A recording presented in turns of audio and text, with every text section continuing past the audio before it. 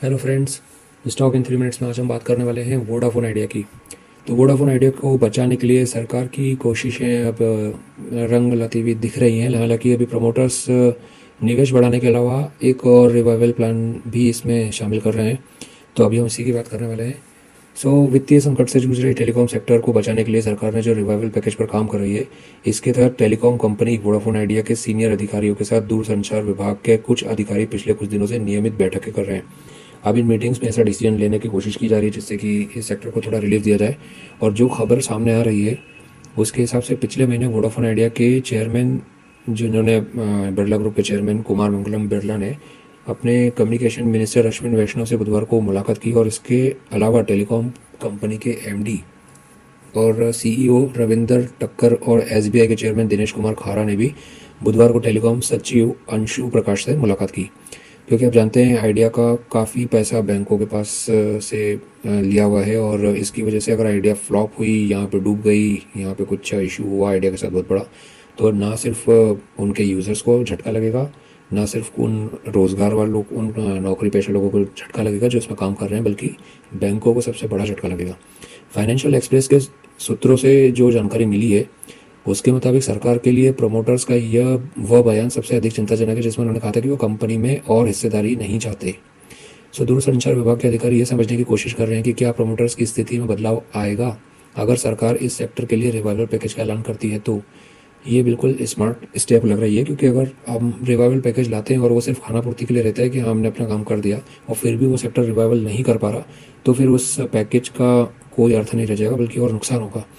इसीलिए सरकार पहले इस आकलन को भाप रही है कि हमारा रिवाइवल पैकेज अगर हम लाते हैं तो उसका असर ये दिखे, ग्राउंड पर दिखे कि हाँ वोडाफोन आइडिया जैसी कंपनियां बच गई। सरकार इस सेक्टर के लिए रिवाइवल पैकेज का ऐलान करती है। अगर प्रमोटर्स अपने स्टैंड को नहीं बदलते तो ऑफिशियल्स का मानना है कि वोडाफोन आइडिया की समस्याएं बहुत लंबे टाइम तक नहीं सुलझने वाली, और ये सरकार के पास 1 या 2 साल में जा सकती है। सरकार की कोशिश है कि सरकार के रिवाइवल पैकेज के साथ प्रमोटर्स कंपनी में निवेश बढ़ाएं। अब टेलीकॉम सेक्टर को उबारने के लिए सरकार की योजना क्या है? दूरसंचार विभाग के सूत्रों के मुताबिक रिवाइवल पैकेज से जुड़ा हुआ ब्लूप्रिंट अगले हफ्ते सामने आ सकता है। इसलिए वोडाफोन आइडिया के शेयरों में अगले हफ्ते काफ़ी उतार चढ़ाव देखने को मिल सकता है। सरकार एक रिवाइवल पैकेज पर काम कर रही है जिसके तहत टेलीकॉम ऑपरेटर्स का AGR जो होता है, एडजस्टेड ग्रॉस रेवेन्यू, उसको 8% से कम करके 6% किया जाएगा। लेकिन ये तो आगे के लिए है। इसके लिए यूनिवर्सल सर्विस ऑब्लिगेशन को 5% से घटाकर 3% किया जा सकता है। और इसके लिए telecom regulatory authority of India यानी कि ट्राई ने जनवरी 2015 में ही मंजूरी दे दी थी। तो सरकार को इसके लिए एक मंजूरी लेने की ज़रूरत नहीं है ट्राई से। लाइसेंस फीस में भी 2% की कटौती की जा सकती है, और ऑपरेटर्स को सालाना 3,000 करोड़ रुपए की इससे राहत मिल जाएगी। और इसके अलावा सरकार स्पेक्ट्रम पेमेंट का मॉरिटोरियम 1 या 2 साल बढ़ा सकती है। सोर्सेज के मुताबिक सरकार विदेशी नियमों में भी ढील देने वाली है, जैसे कि फ़ंड के स्क्रूटनी को बंद करने पर विचार कर रही है कि ये फ़ंड कहाँ से आया, वो फ़ंड कहाँ से आया। इसको लेकर उन्होंने बहुत अटकलें रहती हैं कई बार। और वोडाफोन आइडिया को विदेशी मार्केट से पैसा जुटाने में थोड़ी आसानी हो, इसके लिए ऐसे कुछ नियमों में बदलाव किए जा सकते हैं। वोडाफोन ग्रुप भारत में पहले से ही निवेश को लेकर इनकार कर चुकी है। वोडाफोन ग्रुप के जो सीईओ है निक रेड, उन्होंने 23 जुलाई को एक एनालिस्ट कॉल में कहा था कि वोडाफोन आइडिया कठिन दौर से गुजर रही है और इसे प्रैक्टिकल सपोर्ट के बावजूद दिया जा रहा है। तो अब ग्रुप भारतीय टेलीकॉम कंपनी में कोई नया निवेश नहीं करेगी। तो रेड ने कहा था कि वोडाफोन आइडिया के लिए बहुत ही डिफ़िकल्ट टाइम है और वोडाफोन ग्रुप इसे प्रैक्टिकल सपोर्ट ही देती रहेगी, बस इसके अलावा फाइनेंशियल सपोर्ट नहीं दिया जाएगा। और अप्रैल 2020 में वोडाफोन ग्रुप ने भारतीय टेलीकॉम कंपनी में 13,050 करोड़ रुपए का निवेश किया था, और ये निवेश 2018 में वोडाफोन ग्रुप की भारतीय इकाई और आइडिया सेलुलर के बीच में विलय सौदे के मुताबिक किया गया था। इसके तहत वोडाफोन आइडिया को 8,400 करोड़ रुपए का निवेश भारतीय टेलीकॉम कंपनी में करना था।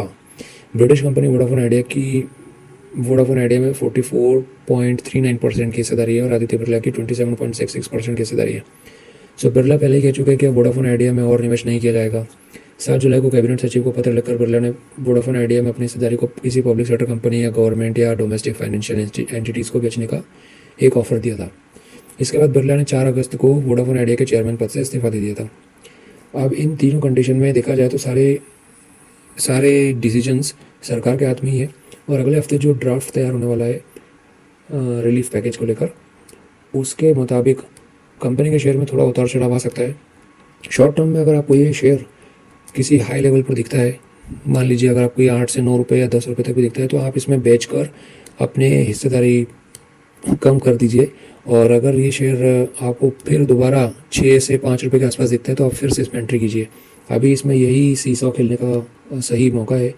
और फिलहाल अगर ये शेयर में कोई रिलीफ पैकेज बहुत ही बड़ा आता है तभी ये तोड़ फोड़ छप्पर फोड़ एक रिटर्न देगा। अदरवाइज़ ये कम से कम 2 साल तक हो सकता है कि आपको 15 रुपये से ऊपर तो कभी जाता ना दिखे। लेकिन इस बात की उम्मीद ज़्यादा ही है कि ये पहले ही ऊपर चले जाएगा, क्योंकि सरकार, कंपनी और कंडीशन तीनों ये बता रही है कि इस सेक्टर को जल्द से जल्द रिवाइवल की ज़रूरत है। क्योंकि बहुत सारे कस्टमर हैं, उनको क्वालिटी ऑफ सर्विस नहीं मिल पाएगी इसकी वजह से कई सालों 2 सालों तक। क्योंकि वोडाफोन आइडिया अगर स्ट्रगल करेगा तो उसके कस्टमर धीरे धीरे टूटेंगे, और उसके कस्टमर टूटेंगे तो वो जिन कंपनियों में जाएंगे वो है एयरटेल या जियो, और जियो और एयरटेल की इतनी कैपेसिटी नहीं है कि वो इतने सारे कस्टमरों को हैंडल कर सके।